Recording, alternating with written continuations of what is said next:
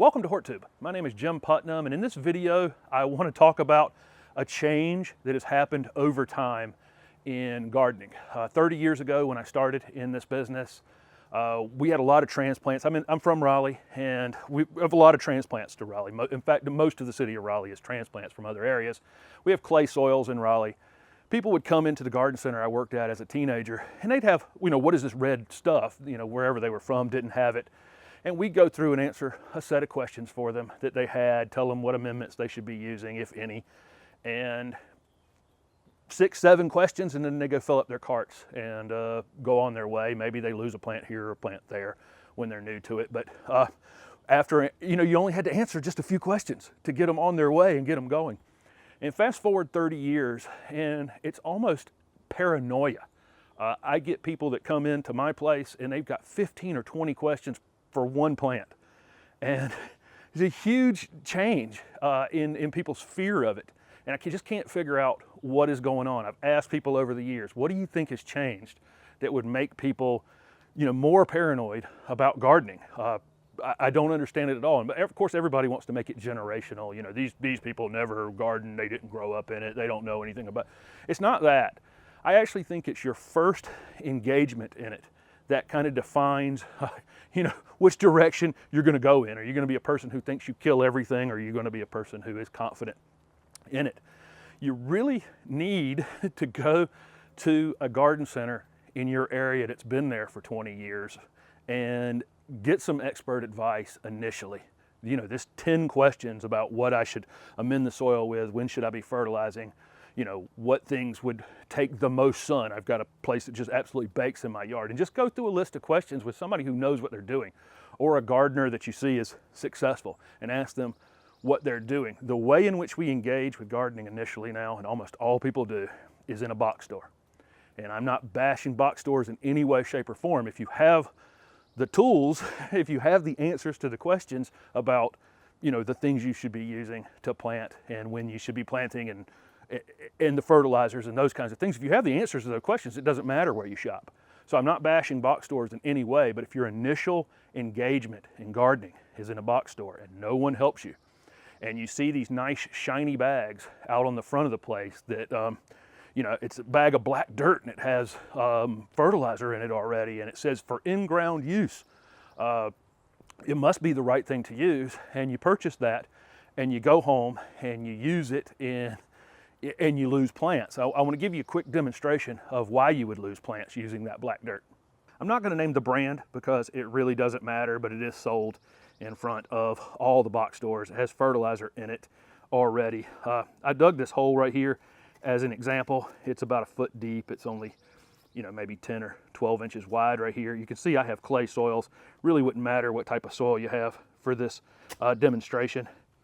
My point here is that when I dig this hole, this surrounding area right here, all the water that comes from the sky now is going to try to find that hole. I've loosened the soil here.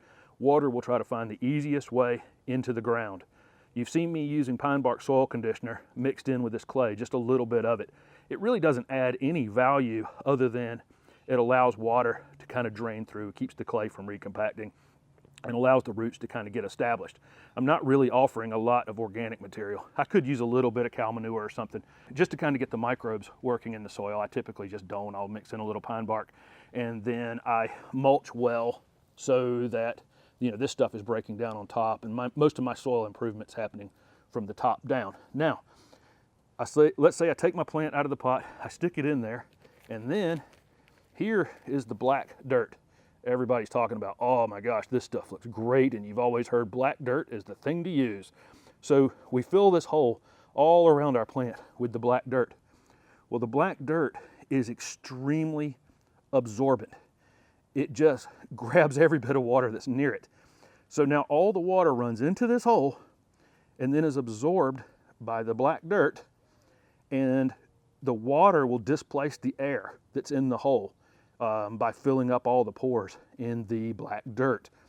And your plants actually kind of rot in the water and lack of oxygen from this. There's also fertilizer in this product, and If you happen to be planting on March 15th or April 1st and it's time to fertilize them, that's a good idea. If it's September, well, it's not a good idea to be fertilizing shrubs and trees and perennials at that time. It's a good idea to be putting them in the ground, just not a good idea to be fertilizing them. That's another argument against this material. There actually would be appropriate uses for that material. It'd probably work well in a container. It'd probably work well as mulch if you wanted to, start with something that's already kind of broken down a little bit to get it improving the soil from the top down, like I said I do with my mulch. You could even put a layer of that and then put your regular mulch on top of it. All of that would improve the soil. I just wouldn't put it down in the ground because of the issues that I just pointed out. Again, I'm not bashing the box stores in any way. I'm not even bashing that product that has the fertilizer in it. I'm actually just saying that you do need a set of answers initially in the area that you've transplanted to or where you've bought your house. And those few answers will help you on your way.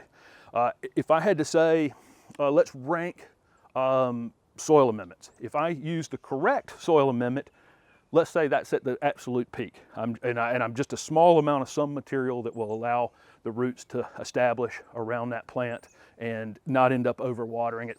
That's right at the top of my list. Doing nothing, digging a hole, putting the plant in, leaving it elevated just a little bit, not over mulching it, and putting nothing into that soil. I would do this in 90+% of the country probably. No problem at all. It's just barely worse than the best thing, okay? Doing nothing. You got the right thing and then nothing. They're actually close together. Putting the wrong thing in the soil is way down here. I mean, I can't even go down low enough because that could actually kill the plant. The right thing will probably allow the plant to establish a little quicker. Doing nothing, plant will be fine. May take a little while longer for it to get growing and get established. No problem at all. Doing the wrong thing will stunt it or kill it, potentially. So that's the thing I want you to get out of this video is that there's nothing to be nervous about. I consider these plants like chess pieces. As long as you have an idea of how to dig them out, transplant them, dig holes, keep everything elevated, don't over mulch, don't put cones of mulch up on things. It's another thing that some commercial landscapers, there are wonderful commercial landscapers all over the country. Unfortunately, commercial landscaping is done by low bid. And so when low bid wins, a lot of times commercial landscapes are not the best examples of landscaping, and they put the cones of mulch up on things, and homeowners have copied that. And that can be devastating to your plants as well. So this spring, if you're new to gardening and you're new to landscaping and you really want to be successful, I encourage you to find a garden center that's in your area and go spend some time there and ask some questions and look around and see what they have to offer and just get some basic principles down and then shop wherever you want to shop. And I think you'll be armed a little better to conquer this without being nervous about it and without losing so much material that makes you scared to do it in the future. So thank you very much for watching this video.